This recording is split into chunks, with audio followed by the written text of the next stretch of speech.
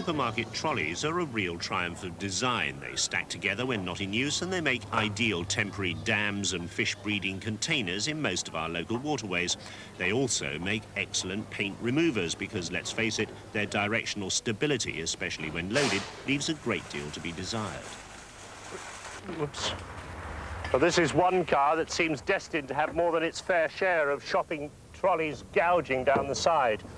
It's Peugeot's new baby, the 106, and the Peugeot marketing whiz kids say that more than 65% of the 106 drivers are likely to be women. Now, that's hardly surprising when you consider that the Peugeot 205, the model that was introduced some 8 years ago and literally saved Peugeot from financial ruin, has always been a firm favourite with women.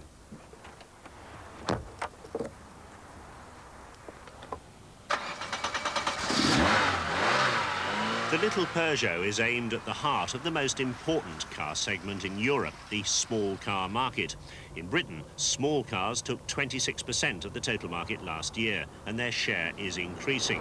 The vast majority of those, 2/3 in fact, were three-door hatchbacks, like this 106.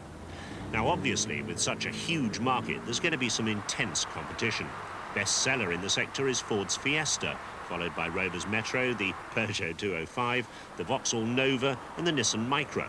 Those 5 cars make up more than 70% of the market, and it's those 5 the 106 has to crack if it's to succeed.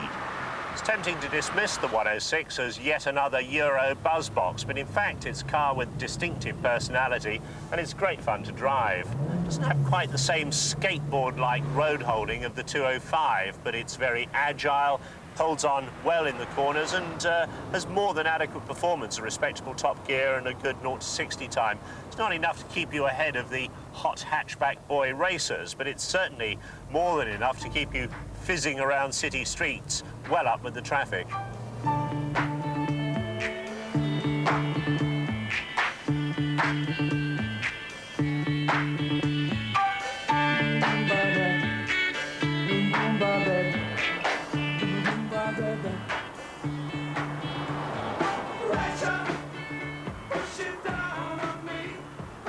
There are 4 models in the range. This is the XR, fitted with the familiar 1124cc engine mated to a 5-speed gearbox. It's the same combination you find in the 205 and, incidentally, in Citroën's AX, a car which the companies swear blind is totally different to the 106, but in fact shares the same floor pan and over 1,000 components. Very clean and neat design, but surely the stylists have done something wrong at the back end. Those rear light clusters, and especially the indicators, are just too small for modern traffic conditions. Lots of head, elbow and leg room inside the 106. The seats are very supportive and quite comfortable over long distances. And I particularly like the radio. It's been designed exclusively for the 106. That means there's no point in nicking it. It won't fit any other car. But one major grumble for a car allegedly designed with women in mind: whoever put in these ludicrous door handles? They're very stiff to operate. All the women I showed the car to complained vociferously about them and said they would break their fingernails.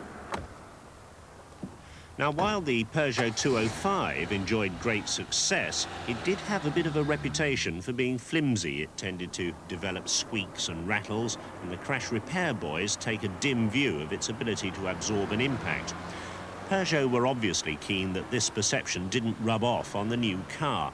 It's in fact a much sturdier body shell with more sound-deadening material in it, and they paid a great deal of attention to the way it's built.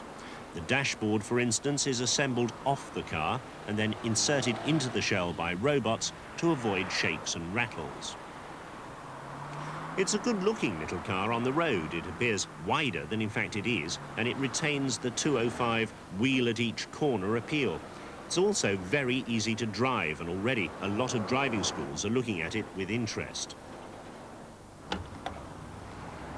Peugeot say that fuel consumption is a major purchasing decision in this class. Sounds unlikely to me because most of the top small cars are very close together on consumption figures. While the 106 is good, it's not exactly light years ahead of the opposition. One thing they have changed, though, over the 205, they deleted that very useful 11-gallon tank and made this just 9.9. and I think that's a pity. But don't run away with the idea that this is purely a town car.